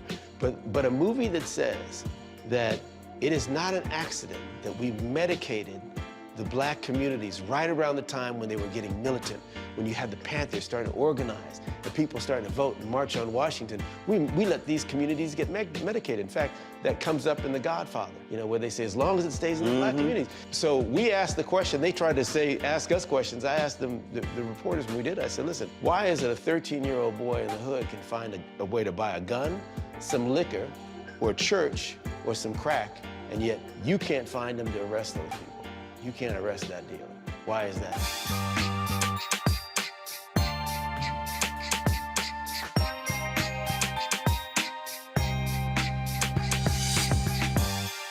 You want me to do something crazy, but I don't know what to do. I'd rather just sit here. Hi, this is Cheryl Lee Ralph, and you are watching Roland Martin, Unfiltered.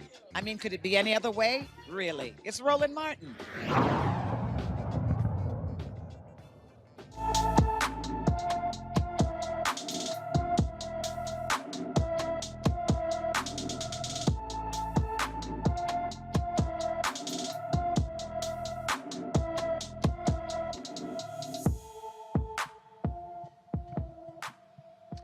Baltimore City Police are looking for Ania Moore, who hasn't been seen since May 12th. A 13-year-old is 5 feet 2 inches tall, weighs 120 pounds, with black hair and brown eyes. Anyone with information about Ania Moore is urged to call the Baltimore City, Maryland Police Department at 410-396-2525, 410-396-2525.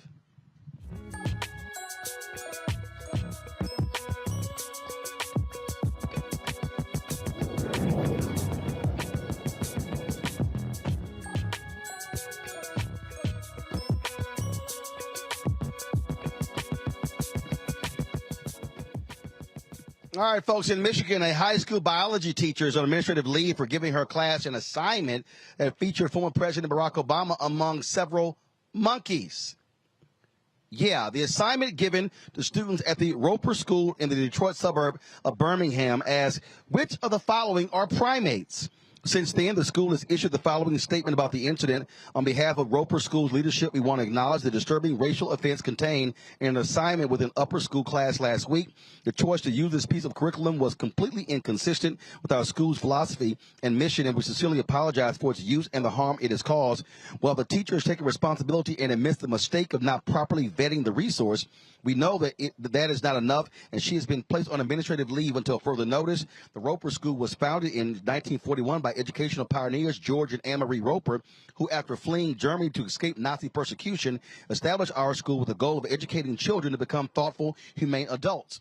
As a school with a deep commitment to social justice for over 80 years, we must demonstrate greater care in the selection of content designed to guide our students. We remain committed to doing the important work of educating ourselves and the community in diversity, equity, inclusion, and justice, and yet on this occasion, we did not live up to those core values. We know that our work in cultural competencies is vital, and it must be ongoing to ensure an inclusive learning environment for our students. Michael, this is simple. Fire that damn teacher. Well, Roland, yeah, not only fire the teacher, but who approved the curriculum? Who approved this assignment? This assignment originated at Duke University in 2010. Okay, Fox 2 News, they're the ones that reported this. They had they reported this on Wednesday, and then the story blew. I think they reported on Tuesday that the story blew up, and then Thursday, the Roper School had to cancel school that day because they were getting threats because this story went viral. So I saw the first story Fox 2 News did, and then I saw the follow-up story that the school has been closed. So one, who approved this curriculum? Two, yeah, fire the teacher. But three, the other thing is when you look at that picture, President Barack Obama is the only human in that picture with the other animals. So the other thing I'm looking at is, well, wait a second. Why did this originate at Duke University? What's Duke University doing? But this is why, the Southern Poverty Law Center, Roland, they have a study called Teaching Hard History, American Slavery. It's about a 52-page document, Teaching Hard History, American Slavery. And what it does is it documents how the history of slavery is incorrectly taught in schools all across the country. And then they make numerous recommendations on how to better teach the history. Every school in this country needs to adopt that. But yeah, it's more than one person needs to be fired or at least investigated here. So this makes no sense whatsoever. Let's talk about this here. The University of Central Florida, they are being forced to reinstate a longtime tenured professor who was fired after comments he made on Twitter were roundly condemned in the aftermath of the death of George Floyd. The arbitrator said the university failed to show just cause for firing Charles Negi, author of the book White Shaming, Bullying Based on Prejudice, Virtue Signaling, and Ignorance. The university is not going to challenge this ruling. They're going to have to reinstate him with tenure pay and benefits, and will work with him, quote, on the details of his work assignment for the fall term. And again, these particular, he was taught there for 22 years, was tenured for 18 years, and people, again, were not happy at all with the things that he was tweeting. Matt, they talked about how this was, of course, violating the collective bargaining agreement, and when people don't realize tenure, you're essentially guaranteed a job for life. It is very difficult to fire a tenured professor, even if they make what some might consider to be racist comments. Yes, but beyond that, the thing that I found absurd about this story is that he was actually fired for making a hostile learning environment. So it seems like the one thing that would be just cause for a tenured professor would be if he is making his students uncomfortable by what he's saying in class and by the environment that he's creating. I mean, the whole idea of a professor is to impart upon their students the information, right? So if the students feel like it's a hostile learning environment, I'm really confused how the University of Central Florida found that that was not just cause to fire him. And in fact, he was brazen enough to say he intends to sue the school. So this is one that I'm really interested in seeing how this investigation was conducted, because it seems like the whole reason he's there is to make students learn. And if the students are not comfortable learning from him, then it seems like his tenure should be revoked, and that should be just cause. And Kelly, there were students who, after they heard about this arbitrator's ruling, said they were shocked and stunned. They felt that they had to deal with discrimination and racism in the classroom. My thing is, the whole premise of being tenured is that you have proved yourself worthy of working at that school for until you decide to retire. When you do something as egregious as promote racism within the classroom, in my opinion, you revoke that right or that thing that you have earned, because you are now making your educational environment toxic and not a space of learning. So the fact that he feels entitled to this job just because he was tenured is irrelevant to me. I mean, that is more white privilege like to me than just, cookie cutter, I was tenured and therefore I should have a job. He feels entitled because he doesn't really feel like he did anything wrong, not because he was tenured. And that is my issue with it. You don't think that what you did was egregious enough to be fired, even though it was, regardless of whether you were tenured or not. So for me, he should not be back at his school. And for those who think otherwise, I sincerely encourage you guys to look within yourselves and be like, would you want your child, or would you want to be taught by someone who has this inherent racial bias within themselves? Because ultimately, that's how you get graded. That bias is how, things work within the classroom. So if they're not, getting graded like on a non-biased perspective, then why are you in the classroom at all? Folks, we often talk about the shortage of teachers. What about special ed teachers? The Easter Seals is an organization working to improve access to special education resources for families of black students with disabilities called the Black Child Fund. Erica Watson, Easter Seals National Director for Childhood Development, Education, and Equity, joins us from Cincinnati, Ohio. Glad to have you here, Erica. So exactly what is this Black Child Fund? Thank you so much for having me, Roland. We appreciate the opportunity. Easter Seals launched the Black Child Fund in summer of 2020 on the wake of the Black Lives Matter movement and the death of George Floyd. We really wanted to find a way to have a systemic response to racism and a systemic response to the marginalization and the continued dehumanization of Black bodies. And we thought the best way to do that was to focus on Black children. As you know, Easter Seals is the nation's oldest and largest disability rights organization. And so our work really falls at the intersection of race and disability. And what the Black Child Fund seeks to do is to, quite frankly, become the leading voice in understanding and addressing disparities in educational outcomes for children who reside at the intersection of race and disability, with a specific and intentional focus on Black children. So who can access this fund? Is it for parents? Is it for organizations? Who can access it? It's a great question. So the Black Child Fund really intends to fund professional development training for special education teachers, as well as non-legally trained special education advocates.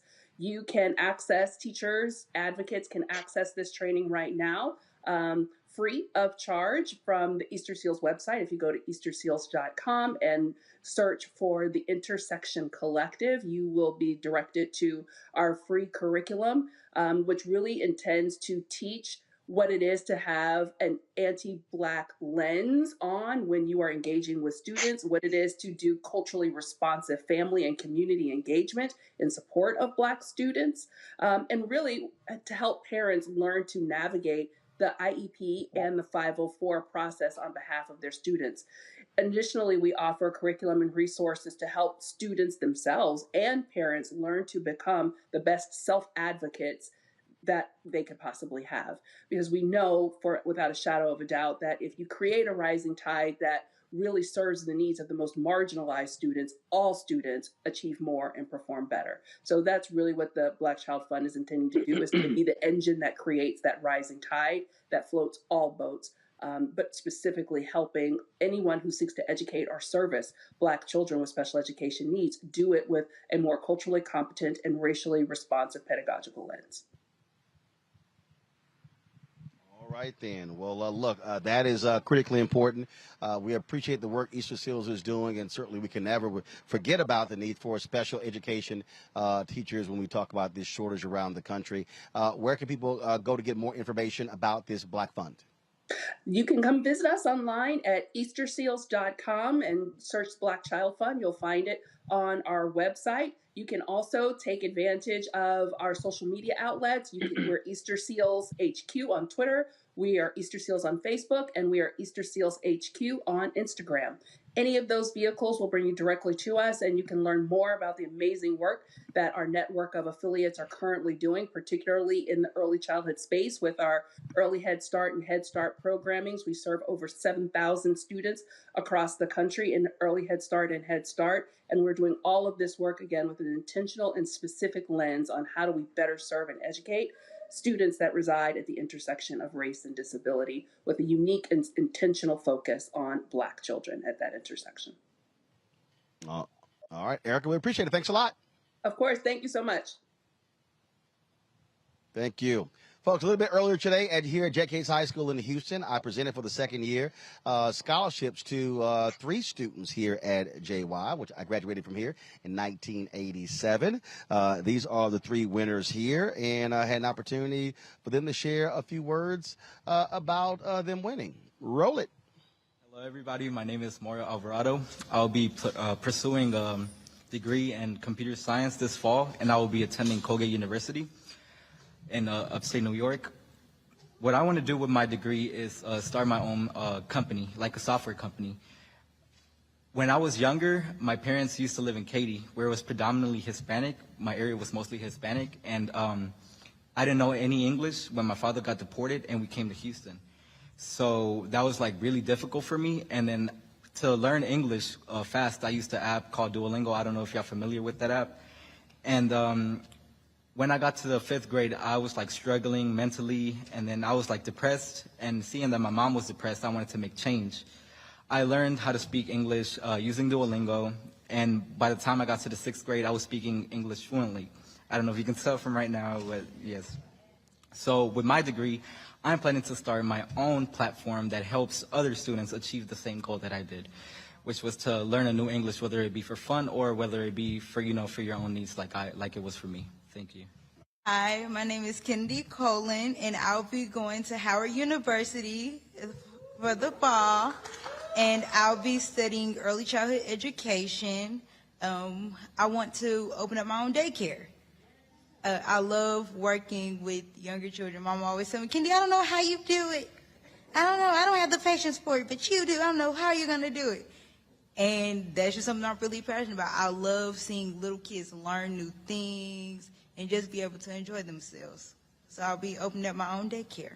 I'm Kaylee. I will be attending University of St. Thomas in the fall to study psychology. And my reason for studying psychology would be to eventually become a therapist, because even now, I've always had friends who like to tell me about their problems, and I really like giving solutions. So being able to make people feel better and put them into a better space in their life would help me, and also helping people. So that's what I want to do.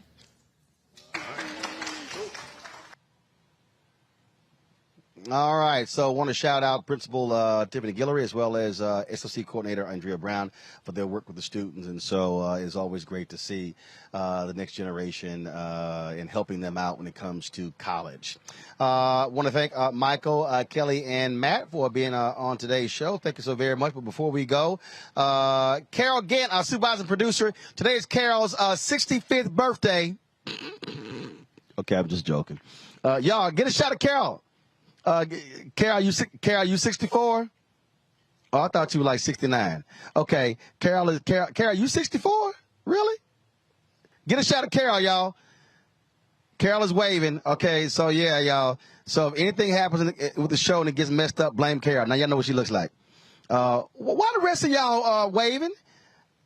Only one person should be waving. That's Carol.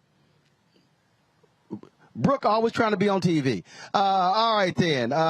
So happy birthday, Carol. Hold it down there in the control room there in D.C. So, again, happy birthday. And y'all give Carol a cupcake or something with a candle on it.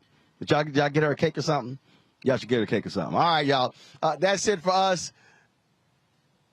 Carol said she bought them pizza. Boy, that's a trifling staff where her birthday, she got to buy some food. Boy, y'all trifling in there. All right, y'all. That is it for us. I did not get to the Gene Thomas story. We're going to get to that on Monday. We also are going to talk about on Tuesday. We're going to share Monday or Tuesday. Sister, she actually opened up this clinic called the Honeycomb Clinic. I stopped by. She had a grand opening, so we shot some video.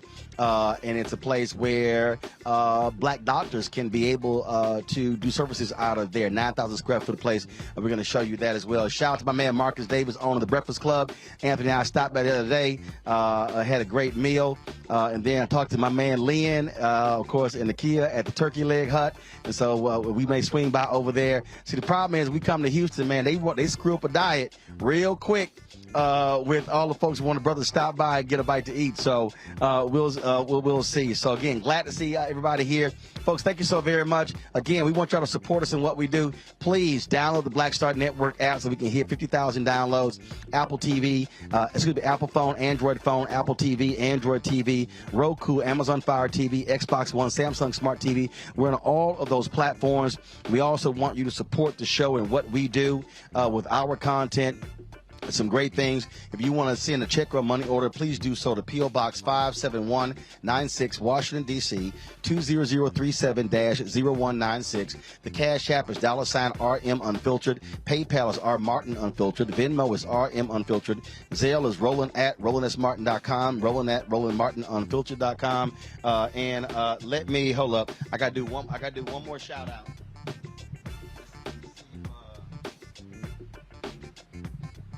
Do one more shout out. Y'all hold on.